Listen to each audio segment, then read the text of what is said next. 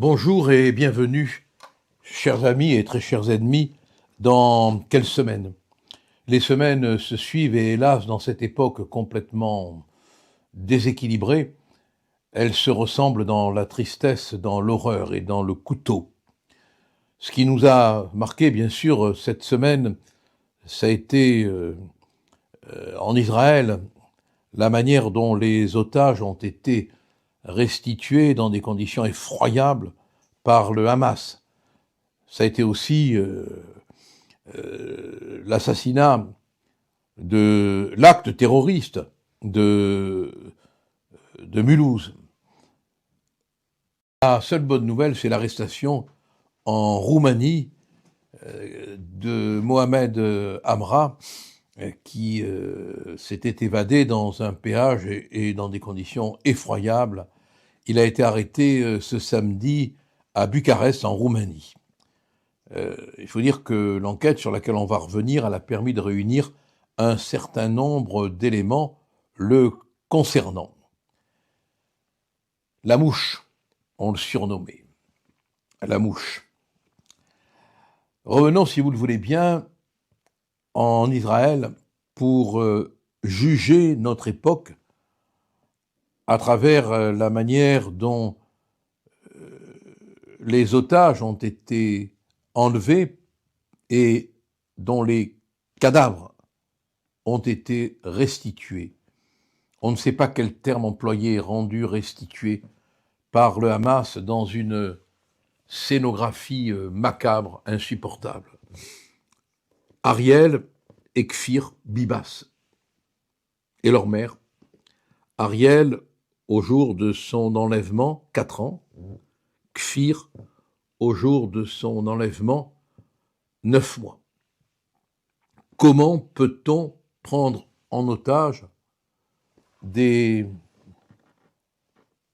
bébés? 4 ans et 9 mois, vous vous rendez compte? Il faut ne pas avoir d'enfants, ou alors avoir l'idée que les enfants des autres n'ont rien de ce qui fait que vous aimez vos propres enfants. C'est-à-dire que ces hommes qui ont été capables d'enlever Ariel et Kfir sont capables d'un processus de déshumanisation, de chosification de l'autre. Et c'est l'expression d'une déshumanisation, d'une désensibilisation infernale. Ces 2 gosses ont été, contrairement à ce que le Hamas a voulu faire croire, non pas tués par des bombardements israéliens, même si le monde s'interroge sur les circonstances exactes de la mort de Chéri Bibas.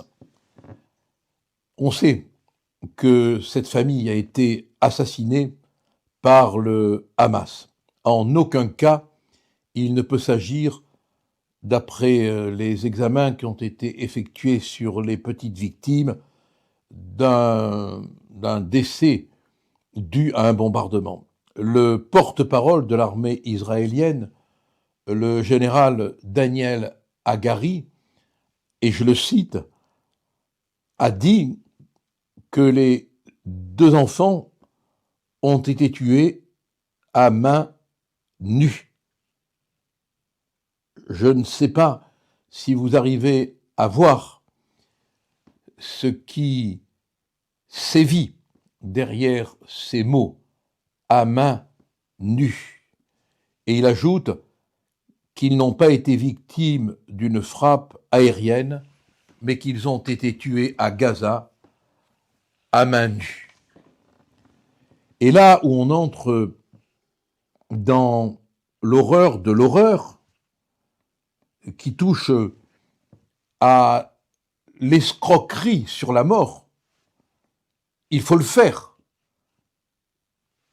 D'être capable d'aller commettre dans la mort une escroquerie, un abus de confiance.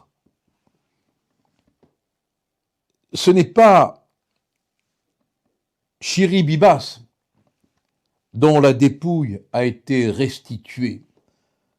C'est le corps d'une femme anonyme. Ce n'est pas la mère des enfants. C'est une femme anonyme.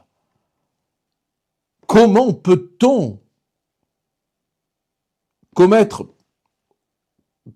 quand on est dans l'accomplissement de la restitution d'une dépouille, c'est-à-dire quand on est arrivé au bout de ce que l'humanité peut endurer, peut faire, comment peut-on introduire dans cet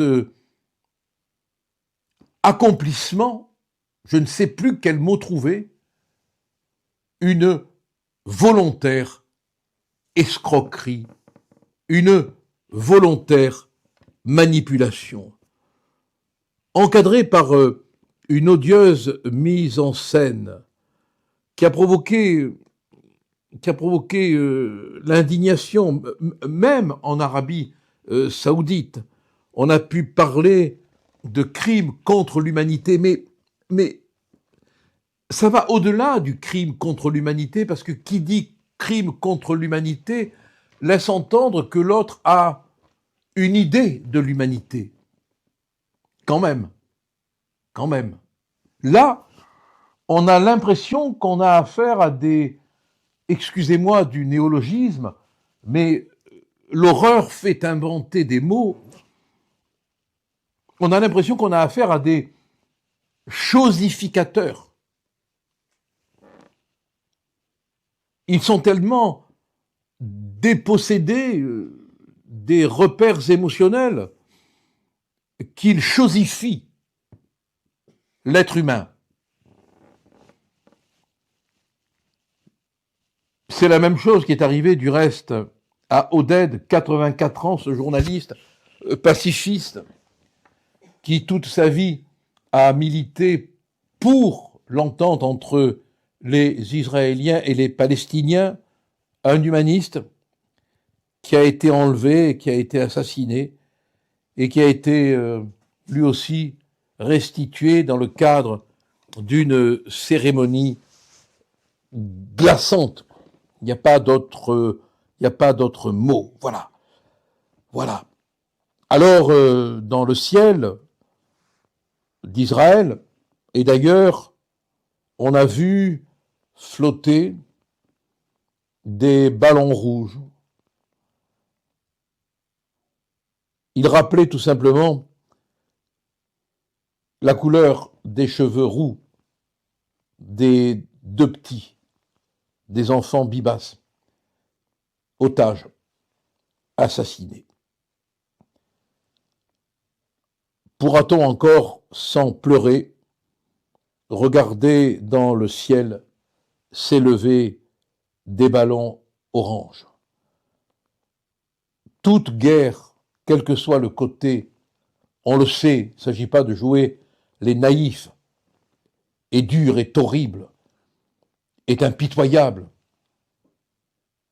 Quand un soldat se bat, quel que soit le côté qu'il occupe, il se bat pour tuer. Mais là, vraiment, dans le spectacle, entre guillemets, insupportable, c'est le mot qui a été employé et réemployé, et qui a fait la une d'un journal du reste, là, vraiment, on a atteint un processus qui devrait inquiéter le monde entier. Parce que on constate que des forces terrifiantes, sanglantes, radicales, habitées par une folie religieuse, extrémiste, une force qui veut néantiser l'histoire, qui veut néantiser l'autre, est en train de se mouvoir un peu partout dans le monde. Et en France, cette force néantisante, cette force assassine, on la voit à l'œuvre depuis trop longtemps pour qu'on puisse encore la supporter. Il existe forcément un moment de saturation de l'horreur et de la peur. Et on est arrivé à ce moment de saturation. Lequel d'entre nous ne craint-il pas pour sa femme, sa fille, son fils, ses proches, qu'au hasard de je ne sais quel marché, de je ne sais quelle promenade, de je ne sais quel cinéma, de je ne sais quelle terrasse de café, résonne le cri « Allah Akbar » et que le couteau s'abatte. Qui d'entre nous, franchement, honnêtement, aujourd'hui, ne le craint pas? Et cela concerne aussi des musulmans qui n'ont rien à voir avec les musulmans radicaux. Je ne les confonds pas et je veux le dire. Ils sont victimes en retour de cette folie à laquelle ils n'appartiennent pas. À Mulhouse, il y a quelques heures, quelques 24 heures, au moment où je vous parle, même pas, un individu qui fait le plein, si je puis me permettre l'expression, de tous les manquements, de tous les ratages, de tous les loupés d'État. Un individu fiché S, bien sûr, frappé par une OQTF, bien sûr, fiché au FCPRT, fichier de prévention de la radicalisation à caractère terroriste, en attente de jugement, déjà condamné, dirigé à 10 reprises vers l'Algérie, qui a refusé de le prendre. Cet individu du nom de Brahim Abdsemen a poignardé au hasard de son cri et de son crime un pauvre homme, un Portugais et des agents de la police. L'un, le Portugais, est mort. Les agents luttent contre la mort à l'heure où je vous parle. Il était armé, Brahim Abdesem Men, excusez-moi si je prononce mal le nom, d'un couteau et d'un tournevis. Alors on va peut-être maintenant interdire aussi le port du tournevis.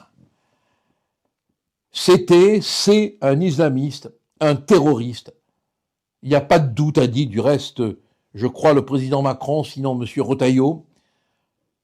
Là, on ne le discute pas, c'est un acte de terrorisme. Un homme de 69 ans est mort. La seule question que je pose et qui reviendra avec l'insistance du désespoir, pourquoi ce tueur au tournevis et au couteau était-il encore là? Alors on vous dit que des mesures vont être prises rapidement pour faire en sorte que on n'ait plus à subir ce genre d'individus. Maintenant, ça suffit, a déclaré le ministre de l'Intérieur. Il y a un mot de trop. C'est maintenant. Maintenant, c'est déjà trop tard. C'était avant que le maintenant n'arrive qu'il fallait agir et agir notamment face à l'Algérie qui se fout de nous et à l'égard de laquelle on a des moyens de pression qu'on doit utiliser. On meurt en France victime de la lâcheté des hommes politiques. Et pendant ce temps, ce pauvre Robert Ménard, exsangue, épuisé, se voit renvoyé devant le tribunal parce qu'il a refusé, à juste titre, de marier un individu frappé par une OQTF. Et on voit la future mariée qui ne s'est pas mariée et qui ne se mariera pas occuper les écrans pour pleurnicher et nous faire croire que son mariage est désespéré. Terrifiant. Terrifiant ce qui se passe en France. Et il est grand temps, croyez-moi, que on reprenne le dessus. Mais on ne peut y arriver qu'à une condition, Et il faut cesser d'escroquer les gens. On ne peut y arriver que si on règle le problème de l'Union européenne. Tant qu'on sera dans la Convention, tant que la norme européenne l'emportera sur la norme de la loi française, tant que les juges européens imposeront leurs lois aux juges français, on ne pourra rien faire et continuera le cri et continuera le couteau. Mes amis, quelles que soient vos idées, comprenez que la France est vraiment en danger. Merci d'être si nombreux à nous suivre. Merci de nous soutenir, merci de nous aider. On se bat avec vous et pour vous. Et chaque fois que l'un d'entre vous appuie sur la petite cloche pour nous rejoindre, on est encore plus nombreux. Et croyez-moi, plus on sera nombreux, plus on sera fort. À la semaine prochaine.